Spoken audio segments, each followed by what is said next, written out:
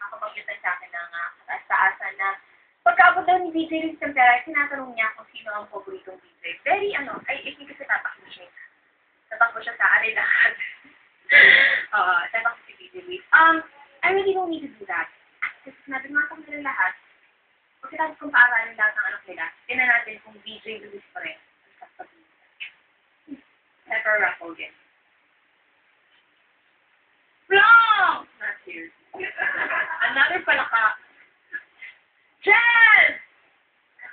Oh, ba't ka nag-react? Oh, ito 100%. So, dali na tayo ng airtime mo. Dali. Airtime. Okay, only one. Yan. Okay. At hindi siya nagbagay na isa lang. Nagbagay siya dahil, I think pa. Nagbagay siya dahil think. Hindi dahil sa ito rin bigay ko sa kanya. You're weird. Jojo!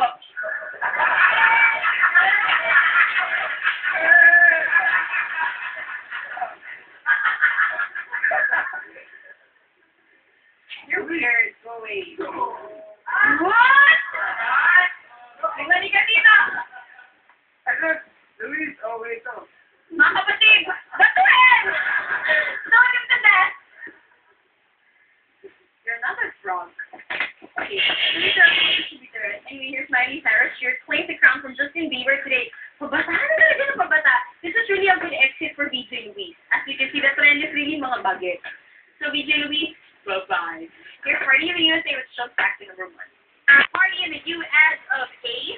Featuring Miley Cyrus. Let's stop featuring again. Talaga.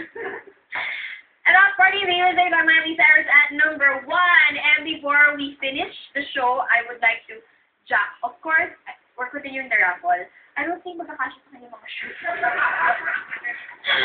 I think it's like 4 sizes smaller. In terms of width, ha? Dapat. Okay. It ain't gonna work. Okay. Nico is not here. I'm racist. Bawal yung mga mestizo. Oh, sorry now.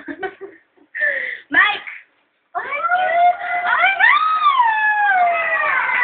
You win a prize! And this is free. Here, you can wrap it. Oh. There you go. It's nice, right? Yeah, it's pretty. Congratulations! Miss you. You too.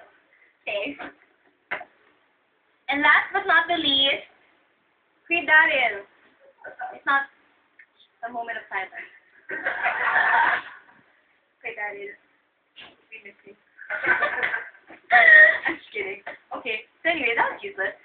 That was a waste of time! Thank you very much. If you guys want to get today's top 10 list, all you have to do is type in Mix Space Daily and send that to 2366. If you want to vote, Mix Space, vote space, title of the video, and send that to 2366. If you want to get in touch with me, tell me how wonderful and how good my soul is, unlike DJ Louise.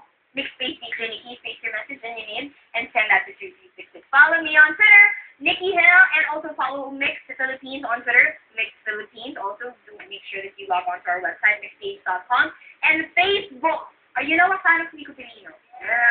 Dumami ba ang fans niya? Wonderful. Baka may influence. I've turned our writer into a star. Kaya ba yung Luis? No. Nagulan yung jowa. Okay.